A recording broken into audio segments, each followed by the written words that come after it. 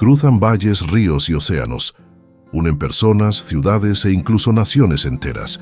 Algunas desafían la gravedad, otras parecen sacadas de un sueño, pero todas tienen algo en común. Son verdaderas obras de arte y de ingeniería.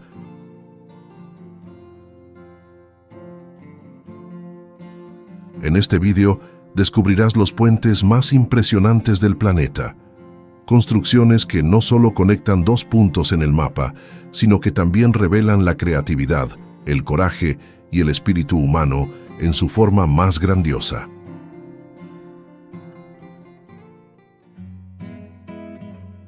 Puente Fredvang, Noruega. En el extremo norte de Noruega se alza un puente que parece flotar sobre las aguas heladas del mar, el Puente Fredvang. Situado en las islas Lofoten, un archipiélago conocido por su belleza dramática y su naturaleza salvaje, el Puente Fredvang no es solo una estructura de hormigón que conecta dos pedazos de tierra. Es una historia de persistencia humana, de ingeniería en armonía con la naturaleza y de comunidades que se negaron a quedar aisladas por el océano. Durante siglos, los habitantes de las pequeñas aldeas de Moskenesøya y Flakstadoya vivieron separados por las agitadas aguas del mar de Noruega. Fredvang, una pequeña aldea de pescadores situada en la isla de Moskenesøya, era especialmente aislada. El acceso se realizaba en barco, vulnerable a las condiciones meteorológicas extremas que azotan frecuentemente el Ártico. Inundaciones, tormentas de nieve y vientos cortantes solían impedir la travesía, dejando a los habitantes a merced de la naturaleza. Durante los meses de invierno, la situación se volvía aún más difícil. Los niños faltaban a la escuela, los suministros tardaban en llegar y las emergencias médicas podían convertirse en tragedias. La construcción del puente fue aprobada por el gobierno noruego como parte de un proyecto nacional para mejorar la infraestructura en las regiones más remotas del país. Con el nombre oficial de Fredvang-bruene, en plural, ya que se trata de dos puentes interconectados, el proyecto tenía como objetivo conectar de forma permanente Fredvang con la isla de Flakstadoya, integrando la aldea en la red vial del archipiélago. La construcción comenzó en el año 1986 y se prolongó hasta 1988. Fueron 2 años de esfuerzos incansables, enfrentando el frío cortante, los vientos implacables y el desafío de construir en uno de los terrenos más inhóspitos de Europa. Pero la ingeniería noruega ya había demostrado su excelencia en obras desafiantes. El puente Fredvang sería una nueva prueba de la capacidad humana para superar los límites impuestos por la geografía. La longitud total de los puentes es de aproximadamente 240 metros, pero su impacto va mucho más allá de las medidas físicas. Para los habitantes de Fredvang, el puente representa una línea vital, un símbolo de libertad y seguridad. Ya no dependientes de las inclemencias del mar, los pobladores pasaron a tener acceso constante a la sanidad, la educación, el comercio y los demás centros urbanos de las Lofoten. Pero incluso ante su belleza poética, el puente sigue siendo una hazaña de ingeniería. Diseñado para resistir vientos de más de 200 kilómetros por hora, temperaturas inferiores a menos 20 grados Celsius y una humedad extrema, representa el equilibrio perfecto entre robustez y elegancia. Viaducto de Glenfinnan, Escocia. En las tierras altas de Escocia se encuentra una de las obras más emblemáticas de la ingeniería victoriana, el Viaducto de Glenfinnan, una estructura que no solo transporta trenes, sino también el imaginario de generaciones. Erigido sobre el verde profundo del valle de Glenfinnan, este majestuoso viaducto serpentea como un gigante dormido, hecho de hormigón y de sueño. Son 21 arcos, cada uno de 15 metros de ancho, que se extienden por más de 380 metros, a una altura de 30 metros sobre el suelo. El siglo XIX fue una era de expansión y modernización. La revolución industrial transformaba el Reino Unido, y los raíles del progreso cortaban los paisajes como venas de hierro. Escocia, con su geografía desafiante y sus aldeas aisladas, era un territorio por conquistar mediante el transporte ferroviario. La misión de conectar esas tierras con el resto del país recayó en manos de ingenieros visionarios. Fue a finales del siglo XIX, más precisamente entre 1897 y 1901, cuando el viaducto de Glenfinnan tomó forma bajo la supervisión del ingeniero Sir Robert McAlpine. El viaducto formaba parte de la West Highland Line, una línea ferroviaria creada para unir Fort William con Mallaig, atravesando paisajes accidentados e inhóspitos. La línea era vital para el transporte de pescado, ganado y pasajeros, abriendo nuevas posibilidades para las comunidades remotas de la costa oeste de Escocia. Las leyendas locales cuentan que trabajadores llegaban desde todas las partes del Reino Unido, e incluso desde Irlanda, en busca de empleo en la construcción de la línea. Surgieron campamentos temporales en los alrededores y durante meses el valle resonaba con los sonidos de martillos, picos y cantos de los obreros. A pesar de las dificultades, la obra avanzó con notable precisión. El hormigón vertido en moldes de madera se solidificaba lentamente, creando arcos que parecían desafiar la gravedad. Cuando se terminó, el viaducto fue celebrado como una maravilla de la ingeniería moderna. Su trazado curvo, que seguía el relieve del valle, no solo era estéticamente impresionante, sino también funcional, permitiendo la estabilidad del tren en las curvas pronunciadas de la línea. Y fue precisamente este paisaje cinematográfico el que más de un siglo después elevaría al viaducto de Glenfinnan a un nuevo nivel de fama internacional. A finales de los años 1990, una producción cinematográfica británica buscaba localizaciones que capturasen la esencia de lo fantástico, de lo mágico y de lo eterno. Y la encontró en las tierras altas de Escocia, un escenario perfecto para dar vida a la saga de Harry Potter.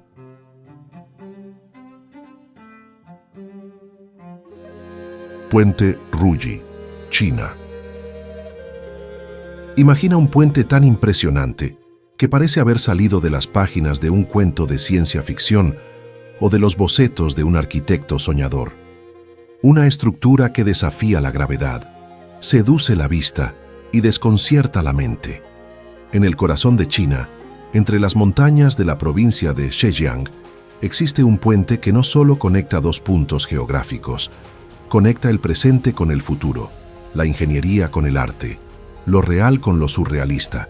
Este es el Puente Ruggie, situado en el condado de Taizhou, en Zhejiang, una región montañosa conocida por sus paisajes místicos y formaciones rocosas esculpidas por el tiempo.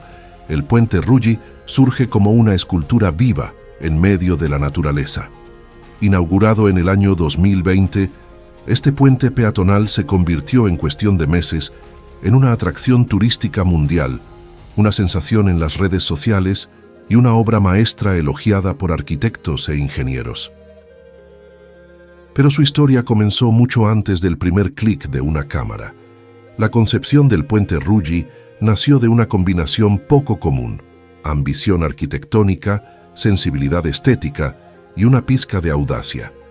Inspirado en el objeto tradicional chino conocido como Ruggie, un cetro curvo, símbolo de poder, suerte y prosperidad en la cultura oriental, el puente fue diseñado con el propósito de transmitir algo más que funcionalidad. Debía contar una historia, debía emocionar. El arquitecto He Yunchan, conocido por su participación en proyectos como el Estadio Nacional de Pekín, el Nido de Pájaro, fue uno de los nombres detrás de esta empresa audaz.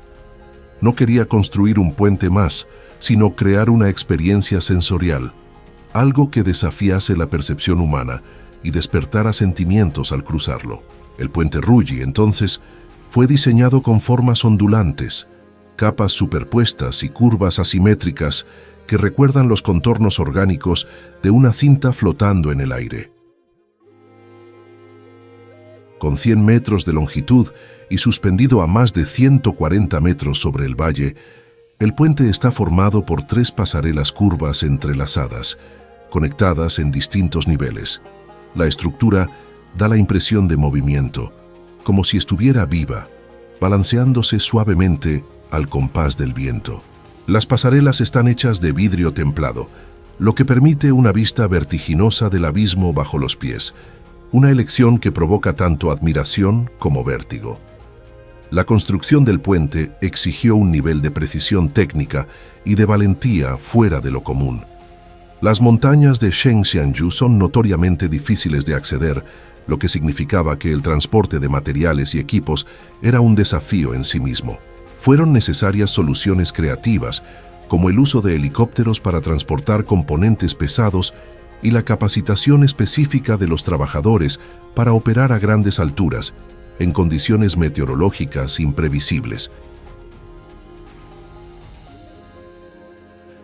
Kintai-kyo, Iwakuni, Japón. La Kintai-kyo, situada en la tranquila ciudad de Iwakuni, en la prefectura de Yamaguchi, Japón, no es solo un símbolo de la ingeniería tradicional japonesa, sino también un vínculo vivo con el pasado feudal del país.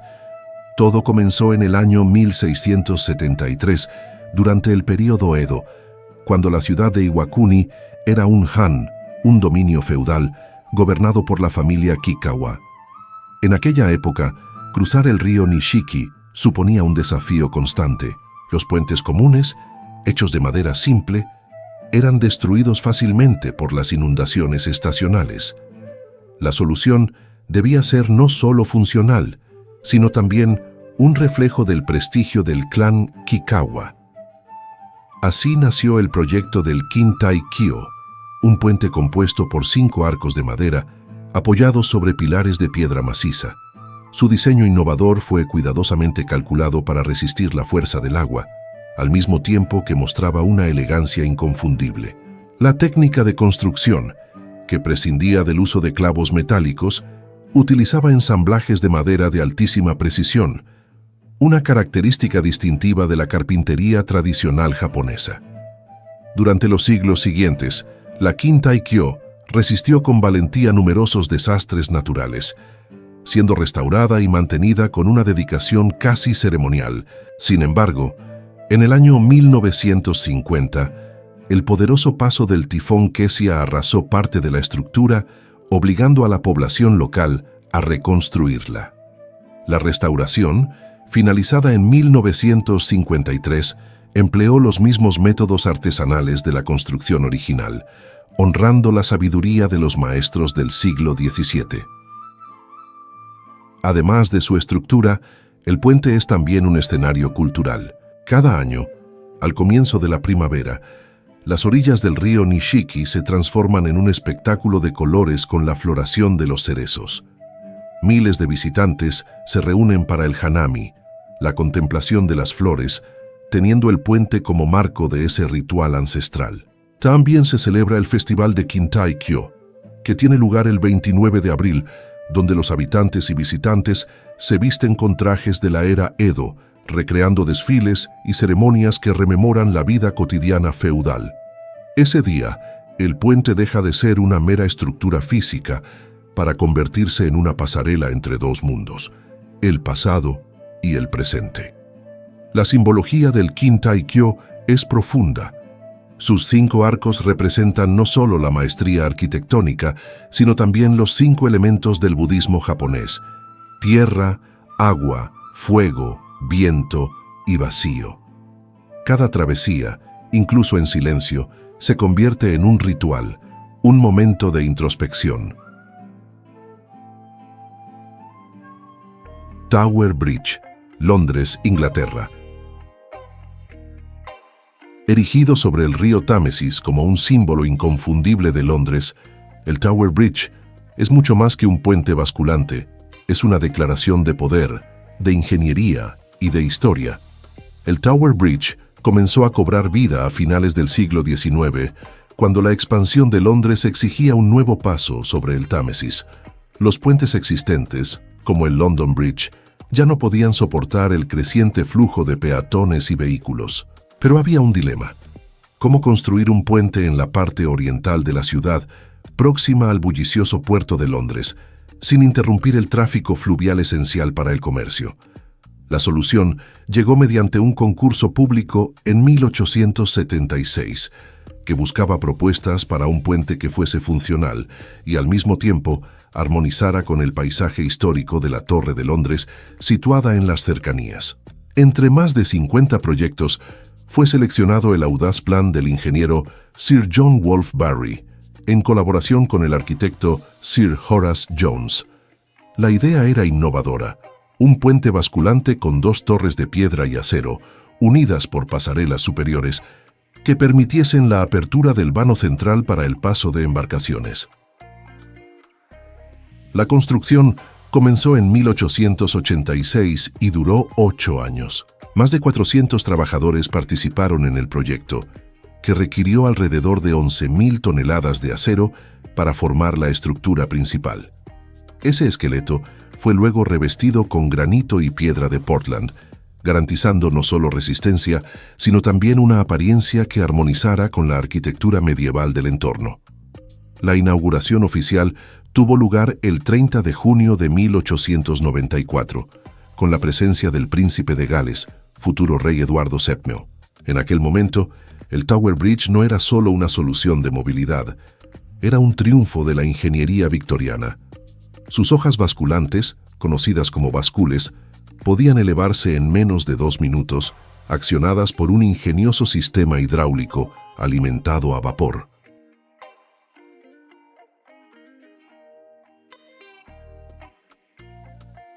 Esta tecnología, adelantada a su tiempo, utilizaba la presurización del agua mediante enormes acumuladores que almacenaban energía para levantar los brazos del puente cada vez que un barco necesitaba pasar. El resultado era un espectáculo de precisión y fuerza que se convertiría en parte del día a día de la ciudad, pero que nunca dejaría de impresionar. Durante el siglo XX, el puente fue testigo de las transformaciones dramáticas de la capital británica. Durante los bombardeos de la Segunda Guerra Mundial, el Tower Bridge permaneció intacto, como símbolo de resistencia en medio de la destrucción. Con el tiempo, el sistema hidráulico a vapor fue reemplazado por tecnología electrohidráulica moderna en los años 1970, manteniendo su funcionalidad sin comprometer su encanto original.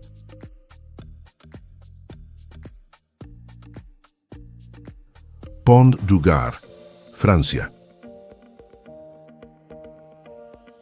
En el soleado sur de Francia, acariciado por los suaves vientos del Mediterráneo y rodeado de colinas calcáreas en la región de Languedoc, se alza una de las más impresionantes obras de la ingeniería romana, el majestuoso Pont du Gard. El Pont du Gard fue construido en el primer siglo después de Cristo, durante el reinado del emperador Claudio, aunque algunos estudiosos atribuyen su origen al emperador Augusto. La obra formaba parte de un ambicioso proyecto de abastecimiento de agua para la ciudad romana de Nemausus, la actual Nimes. Un recorrido de aproximadamente 50 kilómetros fue meticulosamente diseñado para transportar las aguas cristalinas de un manantial cercano a la ciudad de Uzès hasta el corazón vibrante de Nimes.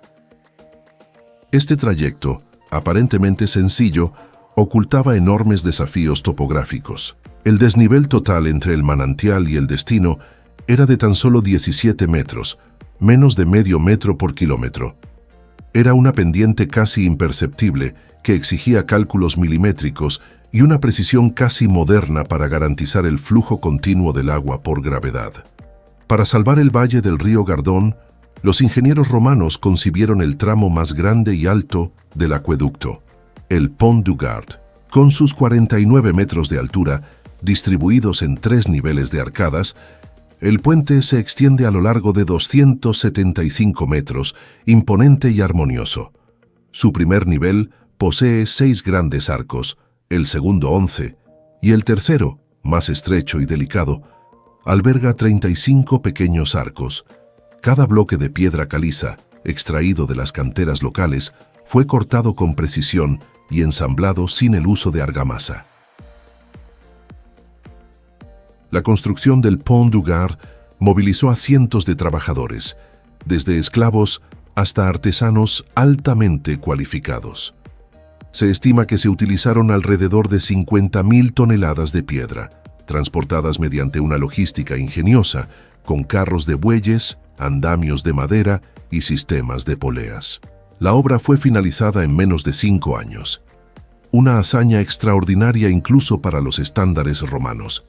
Pero la historia del Pont du Gard no terminó con la caída del Imperio Romano.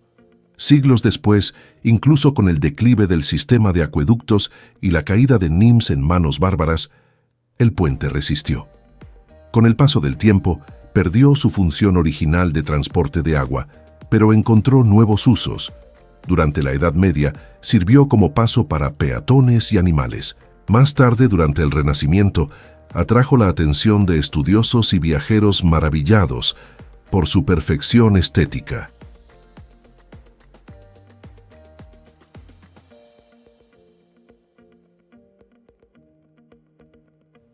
Navajo Bridges, Gran Cañón.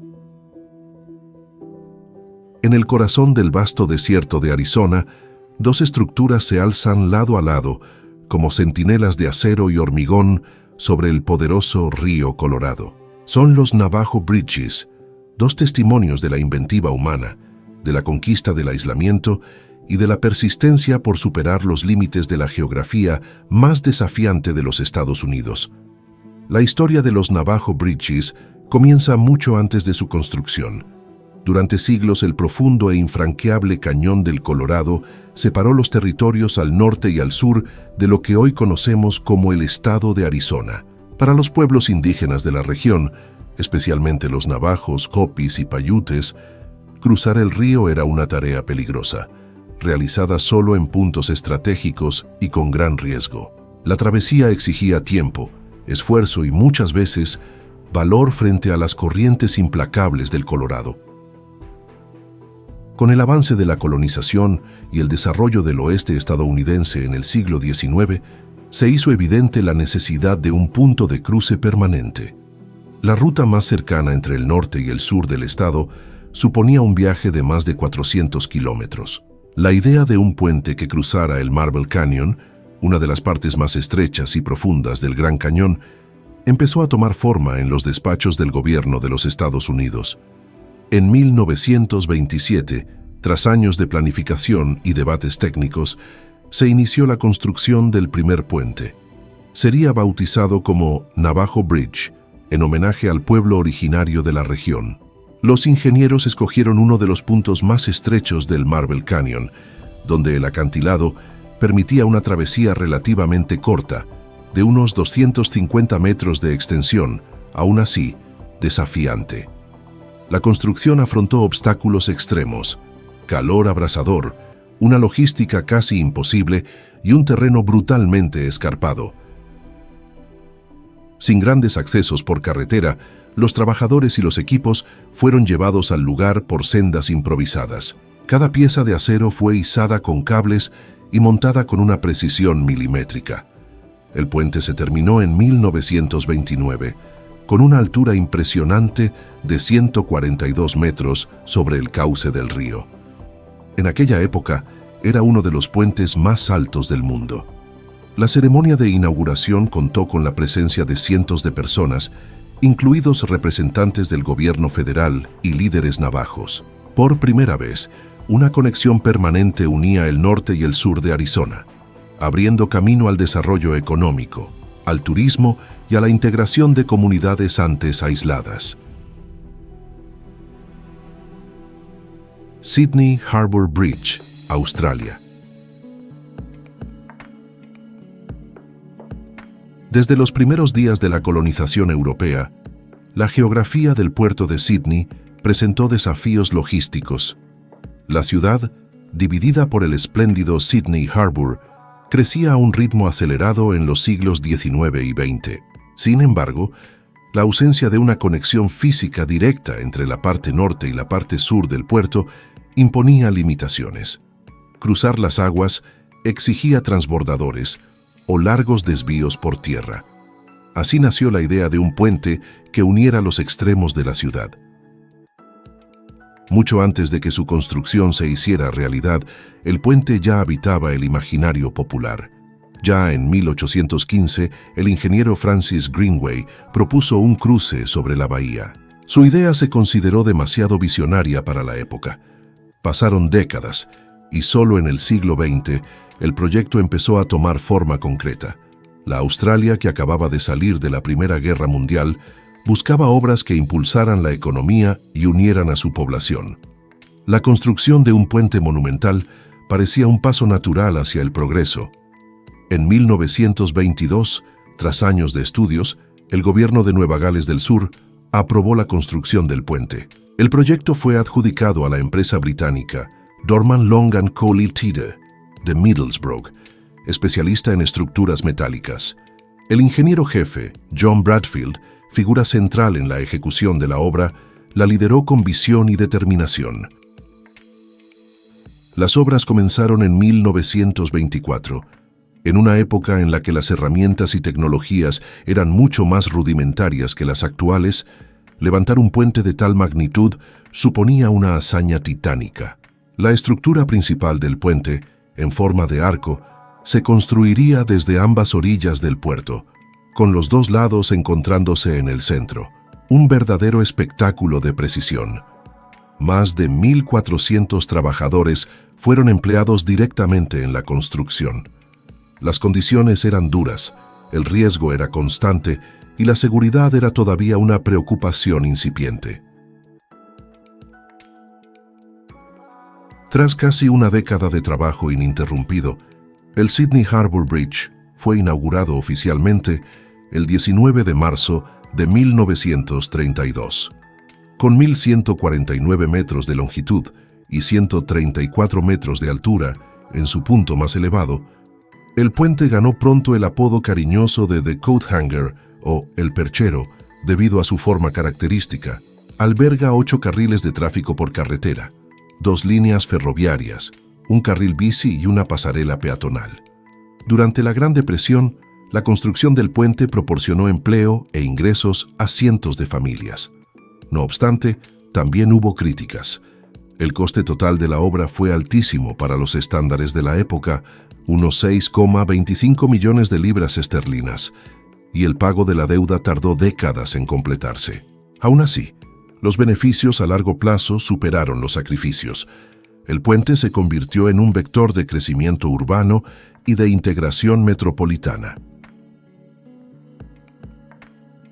Puente de Estambul, Turquía. En el cruce entre Oriente y Occidente, donde el pasado y el presente se entrelazan de forma indeleble, se alza un puente que no solo conecta orillas, sino también civilizaciones. El Puente del Bósforo, oficialmente llamado Puente de los Mártires del 15 de julio, es una de las obras más emblemáticas de la Turquía moderna. Durante siglos, la ciudad de Estambul, antes Bizancio, después Constantinopla, fue moldeada por su geografía. Dividida por el estrecho del Bósforo, que une el Mar Negro con el Mar de Mármara, la ciudad creció entre 2 continentes, Europa y Asia. Esta división geográfica, al mismo tiempo obstáculo y riqueza, ponía a prueba la movilidad urbana y comercial de la metrópoli. Durante mucho tiempo, barcos y transbordadores fueron los únicos medios de cruce. La idea de un puente sobre el Bósforo no era nueva.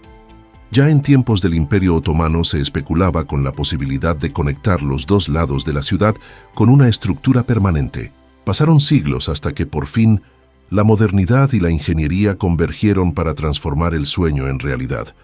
En las décadas de 1950 y 1960, con la rápida urbanización de Estambul y el aumento del parque automovilístico, se volvió urgente encontrar una solución al creciente congestionamiento y a la necesidad de integración urbana. Fue entonces cuando el gobierno turco decidió avanzar con un proyecto ambicioso: construir un puente colgante que conectara directamente el lado europeo con el lado asiático de la ciudad.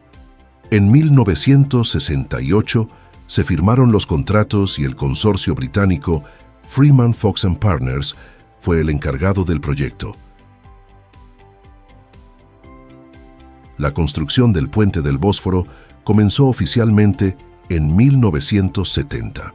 El lugar elegido unía los barrios de Ortaköy, en la parte europea, y Beylerbeyi en la parte asiática.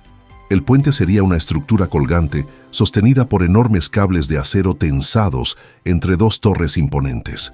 La obra involucró a más de 30 empresas internacionales y a cientos de ingenieros y operarios. El puente se concluyó en un tiempo récord, solo 3 años después del inicio de las obras.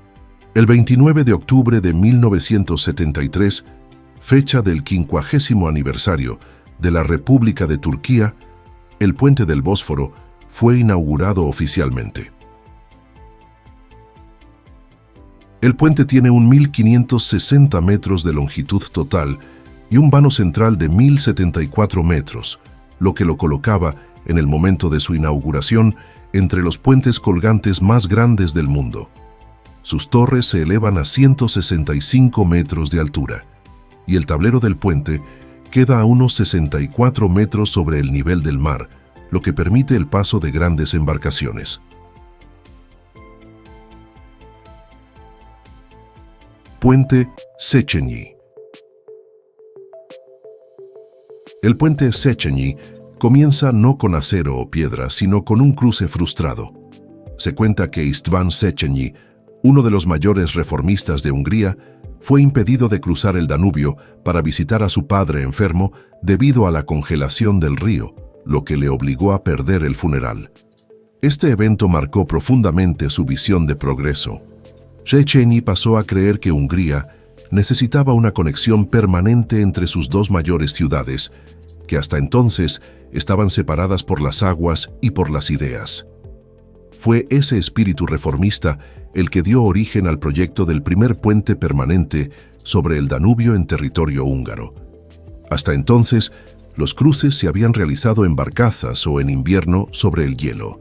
El puente no sería solo una hazaña de ingeniería, sino un símbolo de unión nacional y avance tecnológico. En 1832, Széchenyi convenció al Parlamento húngaro de la necesidad de la obra y consiguió apoyo financiero, en parte de su propia fortuna personal. La construcción comenzó en 1839, supervisada por un ingeniero escocés, Adam Clark, sin relación con el proyectista, a pesar del apellido compartido.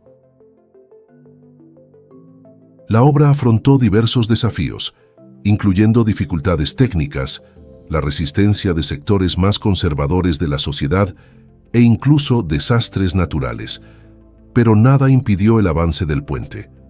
En 1849, tras 10 años de trabajo y aún en medio de las revoluciones que barrían Europa, el puente de las cadenas fue finalmente inaugurado. El puente, con sus 375 metros de extensión y 2 inmensos arcos de piedra decorados con leones, pronto se convirtió en un símbolo no solo de la ciudad, sino de toda Hungría.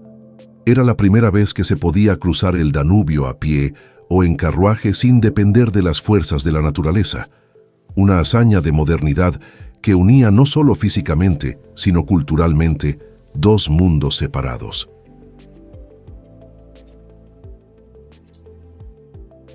Pero lo que parecía un hito indestructible pronto enfrentaría sus propios fantasmas.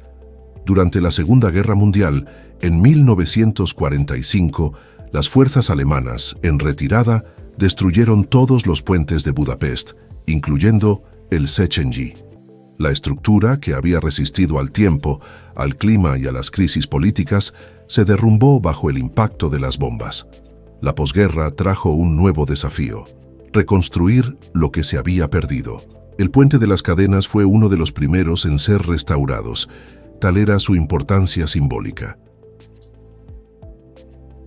La reconstrucción mantuvo los rasgos originales, preservando el estilo neoclásico y los detalles arquitectónicos que la habían hecho famosa.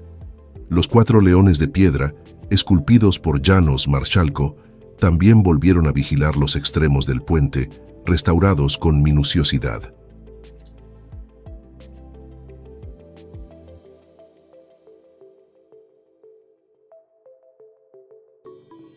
Rialto Bridge, Venecia, Italia.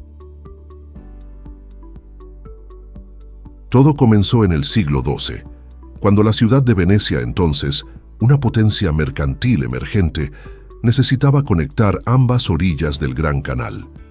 Inicialmente, un puente flotante de barcos amarrados lado a lado servía como paso improvisado. Este tipo rudimentario de puente, conocido como Ponte de la Moneta, cubría las necesidades básicas de cruce, pero no representaba una solución permanente para el creciente flujo de personas y mercancías. Fue únicamente en 1255 cuando se levantó un puente de madera, marcando la primera tentativa seria de crear una conexión sólida entre los barrios de San Marco y San Polo. Ese puente, bautizado como Puente Rialto, en honor al mercado cercano del mismo nombre, pronto se convirtió en un centro vital de comercio y movimiento. A lo largo de los años, sufrió diversas reformas y reconstrucciones, frecuentemente dañado por incendios, derrumbes e incluso por el peso de las multitudes que lo cruzaban. El puente de madera tenía una estructura levadiza, lo que permitía el paso de embarcaciones de gran porte. Sin embargo, esa característica lo volvía vulnerable e inestable.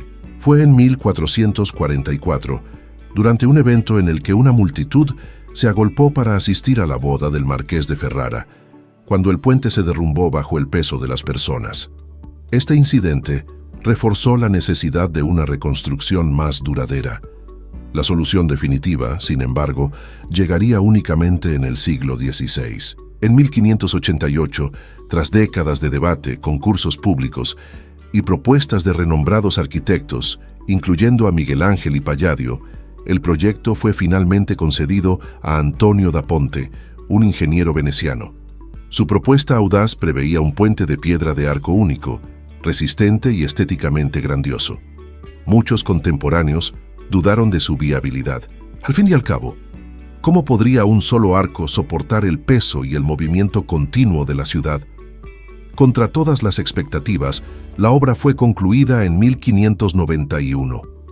Con sus 48 metros de longitud y 22 metros de anchura, el nuevo Puente Rialto se convirtió de inmediato en una obra maestra de ingeniería y un símbolo de orgullo para los venecianos.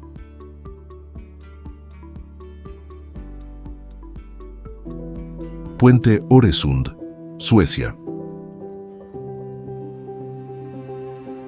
Entre las aguas frías y agitadas del estrecho de Øresund, una obra monumental se extiende como una arteria vital que une dos naciones, dos mundos, Suecia y Dinamarca. El puente de Øresund, o Øresundsbron, como se le conoce localmente, no es solo una hazaña de ingeniería moderna. La idea de una conexión fija entre Escandinavia continental y la península de Jutlandia no es nueva. Durante décadas, sueños, proyectos y debates marcaron el imaginario político y popular de la región. Ya en el siglo XIX, visionarios discutían formas de unir Malmö, en Suecia, con Copenhague, en Dinamarca. Sin embargo, fue únicamente a finales del siglo XX cuando ese sueño comenzó a tomar forma concreta. Durante la Guerra Fría, la propuesta de un puente entre dos países con posiciones geopolíticas distintas parecía lejana. Dinamarca, miembro de la OTAN, Suecia, tradicionalmente neutral. Pero con el fin de las tensiones ideológicas y el surgimiento de la Unión Europea, se abrió una nueva era de cooperación. En 1991, tras largas negociaciones, los gobiernos sueco y danés firmaron un acuerdo para construir la conexión fija. El objetivo era claro: promover la integración económica, cultural y social entre ambas naciones. Las obras comenzaron oficialmente en 1995, con un calendario ambicioso y desafíos técnicos significativos. El estrecho de Øresund es una vía marítima crucial para el tráfico internacional, con aguas agitadas y ecosistemas sensibles. Cualquier construcción allí exigía cuidado, innovación y respeto por el medio ambiente. El puente es en realidad parte de un sistema híbrido. La conexión comienza en Dinamarca con un túnel sumergido de 4 kilómetros, el túnel de Drogden, que emerge en la isla artificial de Peberholm, construida especialmente para la transición entre el túnel y el puente. A partir de allí, se extiende el impresionante puente de Öresund, con 7,8 kilómetros de longitud, hasta alcanzar la costa sueca en Lernacken, cerca de Malmö. La estructura total, combinando túnel, isla y puente, suma 16 kilómetros de conexión ininterrumpida entre ambos países. La inauguración oficial tuvo lugar el 1 de julio del año 2000, con la presencia de los monarcas de ambos países, la reina Margarita II de Dinamarca y el rey Carlos XVI Gustavo de Suecia.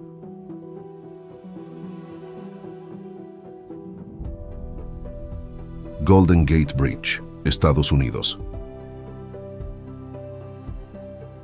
La idea de conectar la ciudad de San Francisco con la región de Marin County, al otro lado de la estrecha entrada de la bahía, conocida como Golden Gate, se remonta al siglo XIX.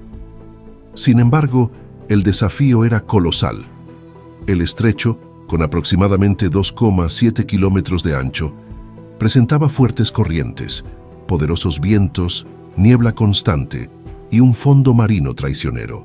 Muchos ingenieros y líderes cívicos consideraban la idea de construir un puente allí como imposible. Fue solo en las primeras décadas del siglo XX, en medio de la expansión urbana y del crecimiento poblacional de la región, cuando el sueño comenzó a cobrar fuerza. En 1916, el ingeniero Joseph Strauss presentó una propuesta inicial para un puente levadizo, modesto y funcional. A pesar de su simplicidad, la idea reavivó el debate público. La población empezó a imaginar un futuro en el que el aislamiento geográfico de San Francisco sería superado por una estructura sin precedentes. El proyecto enfrentó fuertes resistencias. Las compañías de ferryboat, que dominaban el transporte entre las orillas, hicieron lobby contra la construcción. Además, muchos dudaban de la viabilidad técnica y económica de la obra. El propio ejército de los Estados Unidos expresó preocupación por las posibles interferencias en la navegación militar de la bahía. Aún así, la idea persistió, impulsada por líderes locales y por el espíritu de innovación estadounidense. En la década de 1930, con los Estados Unidos sumidos en la Gran Depresión, el proyecto del Golden Gate Bridge cobró nuevo impulso. Se consideró una oportunidad para generar empleo, reactivar la economía y elevar la moral de una población abatida.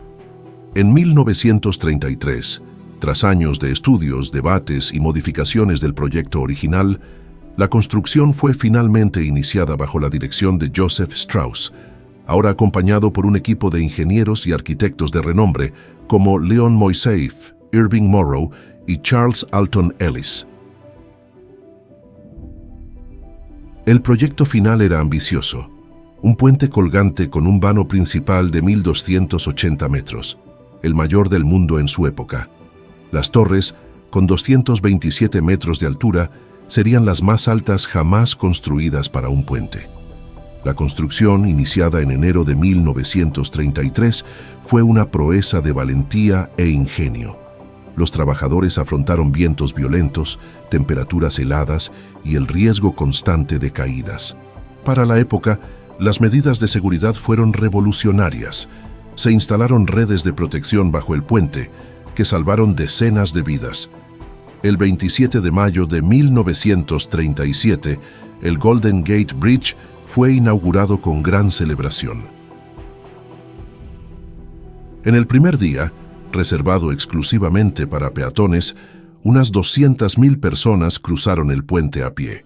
Al día siguiente, los vehículos comenzaron a circular, marcando oficialmente el inicio de una nueva era para la ciudad de San Francisco.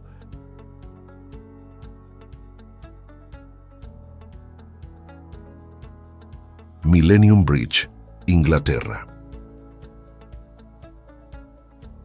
La historia del Millennium Bridge comienza a finales del siglo XX, más precisamente en 1996, cuando se convocó un concurso internacional para la creación de un nuevo puente peatonal que uniera dos iconos culturales: la Catedral de San Pablo, en la Ribera Norte, y la recién inaugurada Galería de Arte Contemporáneo, Tate Modern, en la ribera sur. La propuesta era audaz: crear una estructura que no solo facilitara el flujo de personas, sino que también se convirtiera en una atracción por sí misma, un hito arquitectónico del nuevo milenio. El consorcio ganador estuvo encabezado por el reconocido arquitecto Norman Foster, en colaboración con los ingenieros de Arup y los artistas del grupo escultórico Anthony Caro. El proyecto presentaba un concepto revolucionario: un puente suspendido lateralmente, con cables de soporte situados por debajo del nivel de la pasarela, garantizando una vista despejada del horizonte londinense. Estéticamente minimalista, pero técnicamente complejo, el puente prometía ser una celebración de la ingeniería moderna. Tras 4 años de planificación y construcción, el Millennium Bridge fue inaugurado oficialmente el 10 de junio del año 2000. Sin embargo, en pocas horas, la promesa de estabilidad e innovación se vio eclipsada por un fenómeno inesperado y desconcertante. El puente comenzó a oscilar. Los peatones que cruzaban la estructura relataron una extraña sensación de movimiento lateral. Algunos se sintieron mareados. Otros, instintivamente, comenzaron a caminar al unísono para mantener el equilibrio. Lo que debía ser una celebración se convirtió en un bochorno. En solo 2 días, el puente fue cerrado al público. La prensa británica, siempre atenta a los tropiezos de la modernidad, no perdonó. El Millennium Bridge fue apodado Wobbly Bridge, el puente tambaleante. ¿Qué habría causado este fenómeno? ¿Una falla estructural? ¿Un error de cálculo? La respuesta llegó tras meses de estudios exhaustivos realizados por los ingenieros de Arup.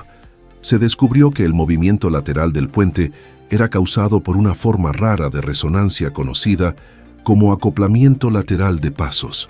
En esencia, cuando un gran número de personas camina sobre una estructura, sus pasos, incluso si al principio son aleatorios, tienden a sincronizarse con las pequeñas oscilaciones del propio puente, amplificando el movimiento de manera exponencial.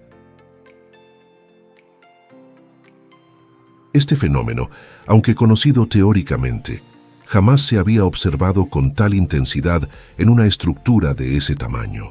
El Millennium Bridge se convirtió así no solo en un ejemplo de innovación arquitectónica, sino también en un caso de estudio para la ingeniería moderna.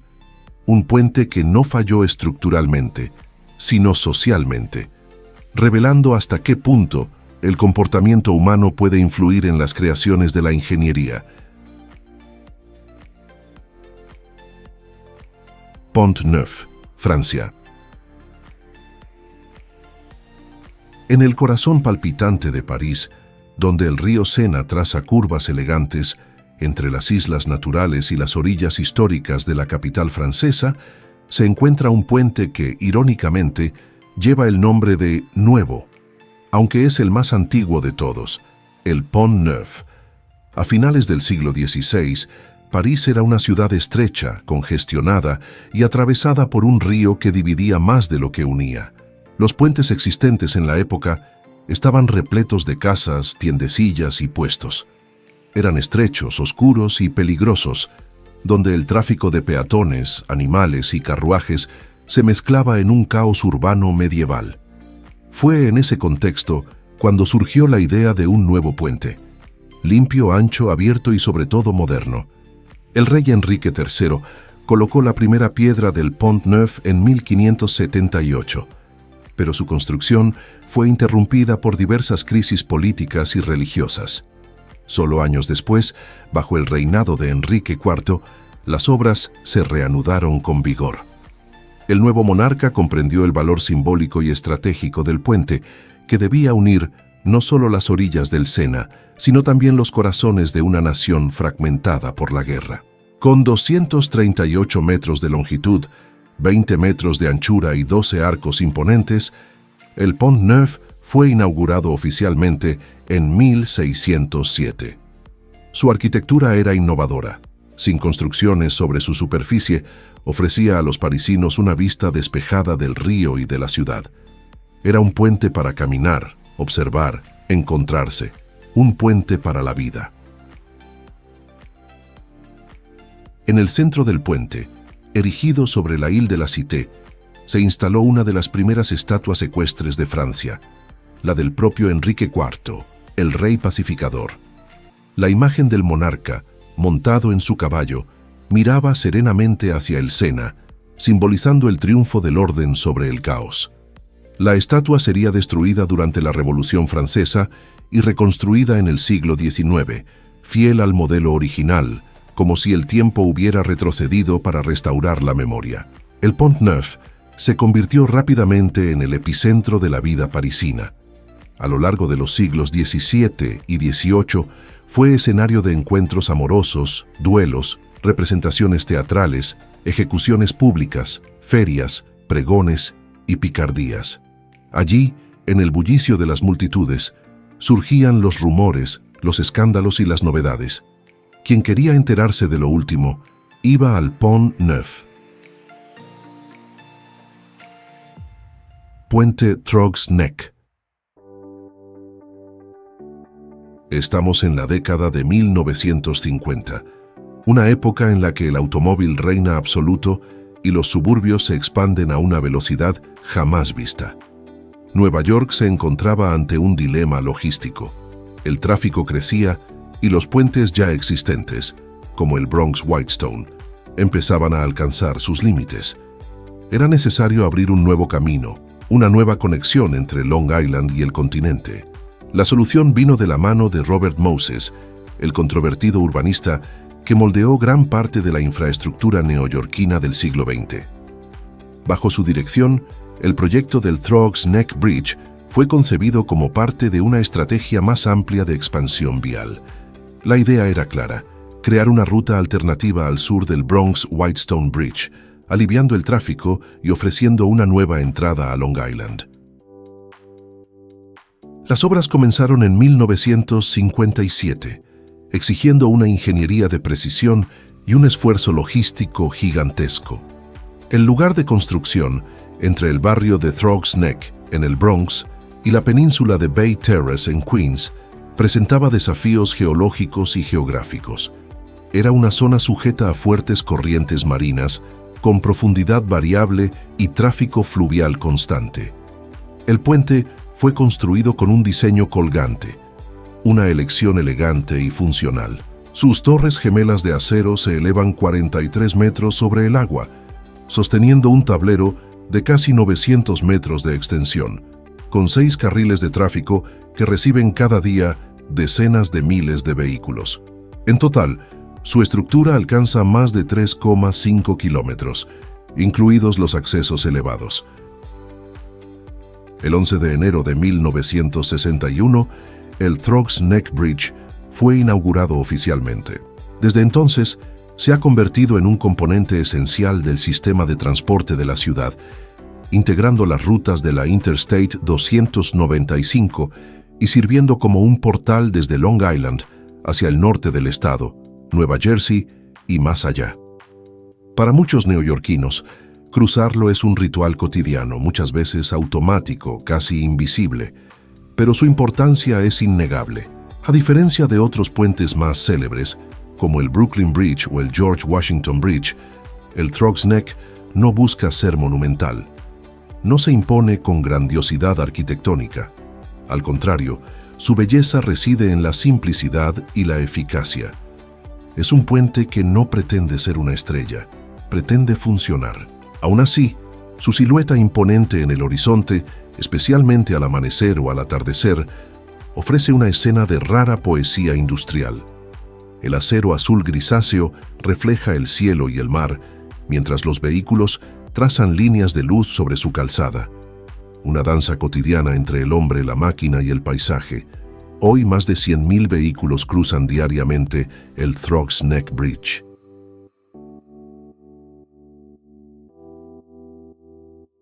Puente de Carlos, Praga, República Checa.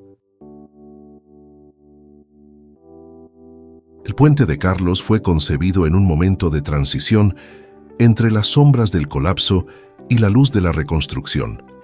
En el año 1342, una inundación destruyó el antiguo puente Judith, una estructura románica que unía las orillas de la ciudad desde el siglo XII.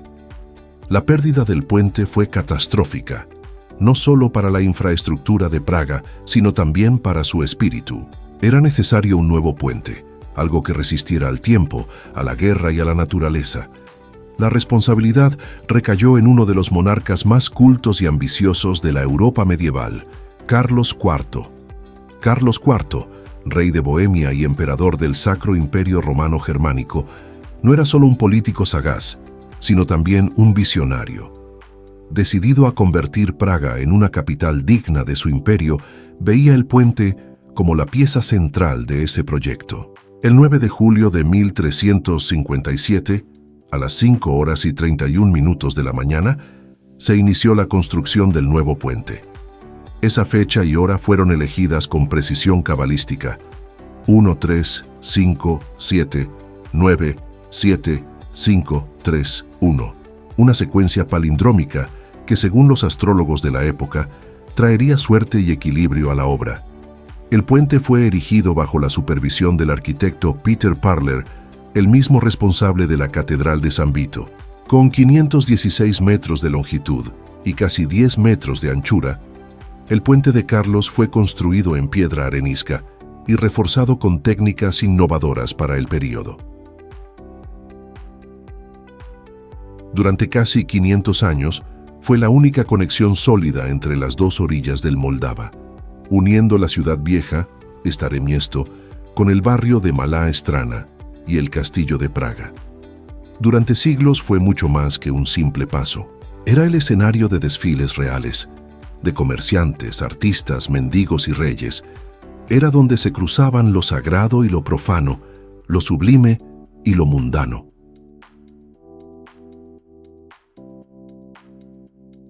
Las piedras desgastadas bajo los pies de los visitantes de hoy aún conservan el peso de miles de viajes, encuentros y despedidas. Con el paso del tiempo, el puente fue adornado con una impresionante colección de esculturas barrocas. Entre los siglos XVII y XVIII, escultores de renombre como Matthias Braun y Ferdinand Brockhoff añadieron figuras de santos, mártires y alegorías cristianas. En total, hay 30 estatuas y grupos escultóricos, la mayoría representando a santos católicos venerados en Bohemia. La más conocida de todas es la de San Juan Nepomuceno, arrojado al río en 1393 por orden del rey Wenceslao IV, acusado de no revelar los secretos de la reina en confesión. La leyenda dice que tocar la estatua de San Juan Nepomuceno trae buena suerte y garantiza el regreso a Praga. Miles de manos, a lo largo de los siglos, han pulido la base de la escultura, convirtiéndola en un icono de devoción popular.